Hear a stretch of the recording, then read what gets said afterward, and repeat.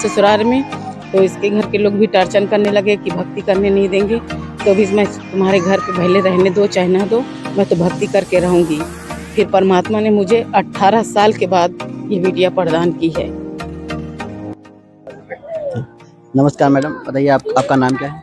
पूजा दासी सच साहिब। कहाँ रहती हैं आप? रहने वाली थी मैं छत्तीसगढ़ की हूँ, और मतलब अपना मर्जी से मतलब मैं शादी की हूँ। वो जगह था, अब मेरे वहाँ आने के बाद मतलब भगत बन गए हैं। आप संत रामपाल जी महाराज जी की शरण में कब आए? कैसे?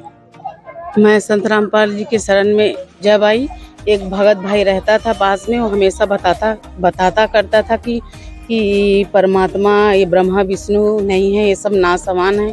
तो भी इसे मतलब मैं तुलसी जो होती उसका पूजा करती थी, तो हमेशा हमें को टोका करते थे कि ये सबसे पूजा करने से कोई फ़ायदा नहीं है ब्रह्मा विष्णु से।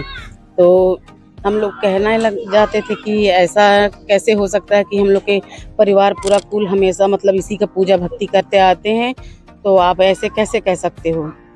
तो फिर एक तो मैं बहुत पहले से बहुत दुखी भी रहती थी, तो फिर धीरे धीरे परमात्मा के दया उससे बात उसका भगत जी का हम सुना करते थे, कहते थे कि अगर विश्वास करोगे तो एक बार देख लेना। तो फिर धीरे धीरे विश्वास हमको होते गया। तो परमात्मा जी के चरण में हम ऐसे आए, तो मालिक से हम शर्त करे थे कि अगर सच में तुम परमात्मा हो तो अपने भक्ति मतलब मुझे अपने शरण में लोगे तभी मानूंगी। ये बात में मैं गौर करने लगी, फिर परमात्मा से मैं ऐसे कही। तो 1 महीने के बाद मतलब भगत जी पहले लिए नहीं थे, तो उसके बाद मैं भक्ति ले ली। फिर मुझे धीरे धीरे लाभ हुआ। एक तो मैं मतलब नशा पानी भी करने लगी थी, दूसरे के संगत में पढ़कर गुटखा वगैरह होता है वो सब खाने लगी थी, झूठ नहीं बोल रही हूँ। और ये जो होता है भांग वांग ये भी खाने लगी थी नशा के वजह से। मतलब मैं अपने आप से बहुत दुखी भी रहती थी। तो फिर धीरे धीरे परमात्मा की दया ऐसे हर चीज़ छूट गया। फिर भक्ति में ऐसे धीरे धीरे मैं नील हो गई कि मुझे कुछ समझ में नहीं आता था कि परिवार मेरा क्या है क्या नहीं। तो मैं अपने उतना मायके वाले को भी नहीं चाहती थी। और जब भगत जी के साथ आए ससुराल में, तो इसके घर के लोग भी टार्चन करने लगे कि भक्ति करने नहीं देंगे। तो भी मैं तुम्हारे घर पे भले रहने दो चाहे ना दो, मैं तो भक्ति करके रहूँगी। फिर परमात्मा ने मुझे 18 साल के बाद ये विद्या प्रदान की है। जब संत रामपाल जी महाराज जी से आपने नाम दीक्षा ली तो आपको ये गुड़िया प्राप्त हुई है।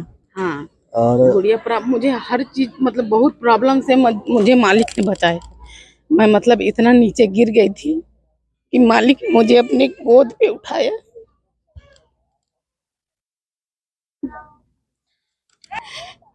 मतलब ये साथ नहीं देंगे वो नहीं देंगे, मगर परमात्मा ने मुझे अकेले मतलब इसको हिम्मत दी। और अकेले मतलब ये बच्ची हो गई, कोई नहीं था मेरे साथ। मालिक ने दया की, मेरे सिर पे हाथ वही ने रखे, तो बच्ची अपने आप हो गई, कोई नहीं था घर पे। यही कहना चाहूंगी भगत जी, पूरा परिस्थिति पे पूरा पूर्ण परमात्मा संत इस संत रामपाल ही हैं। ये कबीर परमेश्वर के रूप में ये उसका रूप में बैठ के आए हैं।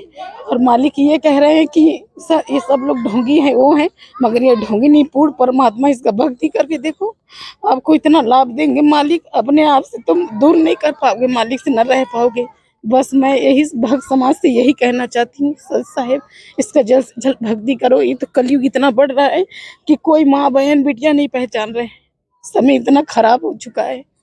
पूर्ण परमात्मा आए हैं धरती पे, उसका भक्ति करो, अपना शरीर का कल्याण करो, अपने आप का, अपने घर का, सच साहेब। बहुत बहुत धन्यवाद।